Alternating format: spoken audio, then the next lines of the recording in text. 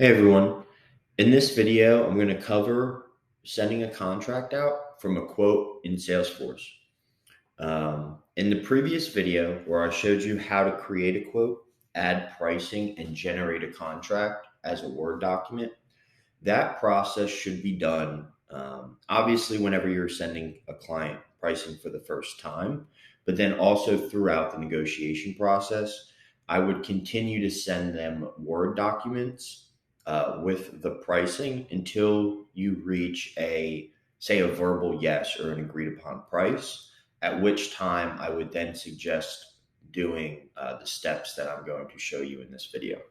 So theoretically, you would already have a contract made for this quote because you would have the original Word doc that you sent them.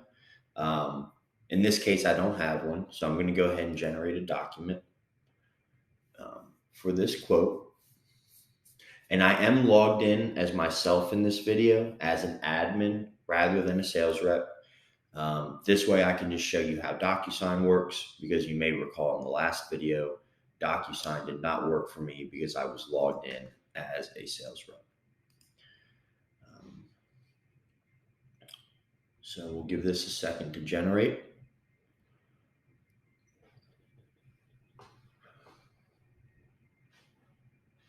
All right. Now, once a document is generated, like I said in the previous video, you can hit this download button, and then you'll have the downloaded Word doc that you can send to the client if you would like, just in an email. Or if you're ready to send it for signature, the steps that you're going to take are, you're going to go ahead and click X. You're going to X out of this little sub tab. All right. And then now up at the top, if I hover over this files section, even though it says 0 up here, you can now see that this quote has been attached to the quote itself. So this document has been attached to the quote. Whenever you generate a document, whenever you click this button up here, it's always going to generate the document, give it to you available for download, and it's also going to attach itself back to the quote. And that's important because whenever we hit the send contract button, it's always going to use the most recent file that has been uploaded to the quote itself. So why that's important is because if you're doing red lines outside of Salesforce, back and forth with the client, what you'll want to do once you have that final document is come to the files section, hover over that files button, hit add files, and then you can upload these from your computer. And so you can hit upload files, and then it's going to bring up your local computer's documents, and then you can add it there. And then once you upload that file, it is then going to be the most recent document on the quote, and that is what Salesforce is going to use to send to the client. Now, once you've agreed on pricing and you're ready to send the contract, what you're going to do is click this down arrow up in the top right, and you'll see that there's a button called Submit for Approval. You're going to want to click that. What that's going to do is it's going to submit the quote for approval, and there's really two paths it can take. If the discount rate is below 27.5%, it's going to automatically approve the quote, and then it's going to allow you to send it for signature. If it is above that 27.5%, it is going to send an approval message to both Joe and finance. Once they're done approving it, you will get an email letting you know your quote has been approved. In that email, you will see a link to the quote. So once you get that final approval, you can just navigate right to the quote and then send it for signature. So because this is under 27%, if I hit submit for approval, the screen is going to refresh twice. And now you can see that the quote is in a new status called approved. Now, there are also some different buttons in the top right that weren't there before, and some buttons that also went away. So, for instance, this send for signature button does not show up for a quote that is in a draft status. It must be approved for you to be able to send it for signature. Likewise, the add/edit products button is gone, and that is because you can only add more or edit the pricing on quotes before they have been approved. So I would always suggest don't send it for signature and do not submit your quote for approval unless you feel pretty confident that this is the final price that the client and us are going to land on. If you ever get into a scenario where you have an approved quote and we have to make some last minute changes to the pricing, go ahead and reach out to the revenue operations team because we can make some changes on the back end. However, if you want to do it yourself, the process is going to be to create a new quote with the new pricing. And I understand that can get somewhat tedious. So now that we're here, we have an approved quote. The customer agrees on the price. Just like I showed you in the last video, we have these quote option sections. So Appendix A, Appendix B, and then the package management agreement, also known as our client terms and conditions. If the last document that you created is good to go, it is already going to be attached to the quote, like I said.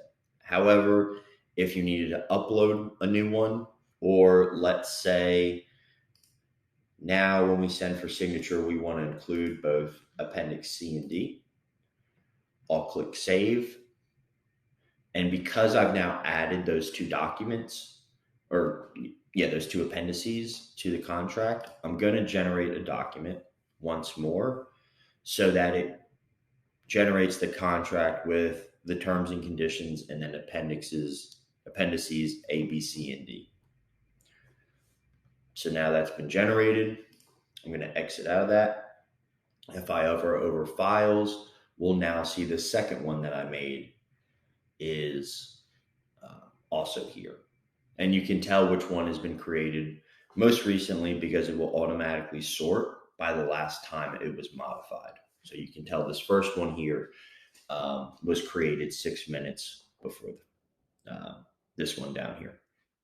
So assuming that those are all good, we're then going to start the send for signature process.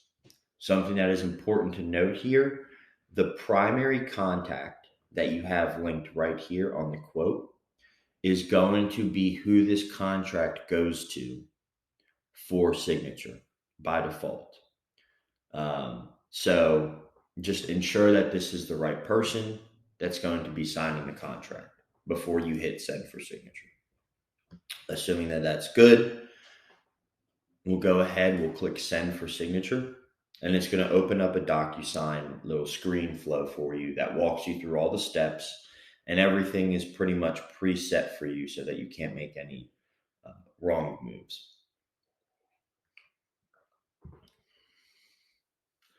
All right, so you'll see that the document from the quote automatically gets brought up as the most recent document. If for whatever reason this is not the document you want to use, you do have the option to get rid of that document and then upload a new one. But using best practices, this should always be the correct document. So that looks good. We'll go ahead and hit next. Now in this next section, you'll see 3 recipients are already preloaded for you, soon to be 4 as we start to add Renee to these. The first person is going to be that primary contact. That is going to be the client signer. Number 2 is going to be Joe for our countersign to fully execute the agreement. And then right now, Patton gets copies of all the agreements once they've been fully executed. Down at the bottom, you'll see you can alter the email subject that you send. So you can totally rewrite this however you'd like. Same with the actual body of the email. You also have the option to set automatic reminders every X amount of days. And then you could also set an expiration date. We've defaulted this to 60 days. However, if you are sending month end or quarter end or year end incentives, just make sure that you do set the expiration date on this contract to reflect that end date of X incentive. So once all of those look good, and I also want to note, if you're sending this, you will automatically get updates as well once the document has been sent, it has been signed, et cetera, et cetera. However, if you wanted to add, say, the opportunity co-owner, so if you're working this with someone else or another client recipient, you can do so by hitting add recipient here. And then you can search them either in Salesforce, or you can just hard type in their name, their email address, and then let DocuSign know they just need to receive a copy. All right. And then I'm going to go ahead and hit next once all of that looks good.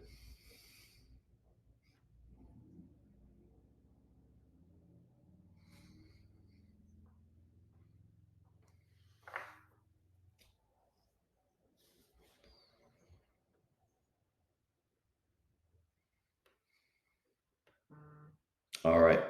And then this screen is going to show you the agreement itself before you send it. So this is your chance to preview it. So you can scroll it through here, make sure everything looks good. I'm going to skip down to section or page 7 where, okay, there's supposed to be a text field there. Everything should be automatically placed for you. So you should see all the signature fields in the correct spaces. Looks good. Same with Appendix B. All set. And we have our Appendix C in there as well. We should have, I'm going to scroll down. Yep, we also have the Appendix D that we wanted to attach as well. So once you've confirmed all of that looks great, then all you have to do is hit the send button in the top right. The document will be sent. You'll get a DocuSign notification. Once the client opens the agreement, you will also get a notification. Once they sign it, you will get a notification. And then once Joe countersigns it, you will get a final notification that your document has been fully executed. And then you also will get emailed a copy of it. So pretty straightforward process there. I will say you always have the option to log into DocuSign yourself and send contracts for signature. It's a pretty simple, pretty intuitive method. That being said, you do have to manually place all of those signer fields, so it can get quite tedious. So if you ever need to send a bulk number of agreements out, like say 5 contracts or more to one person, feel free to utilize the revenue operations team to streamline that process for you. We have resources that have done that plenty of times, and they can consolidate everything into one document and make it a very easy flow for the client rather than them have to open up 5, 6, 7 separate DocuSign envelopes. So as always, thank you for the time, and let us know if you have any questions. Thank you.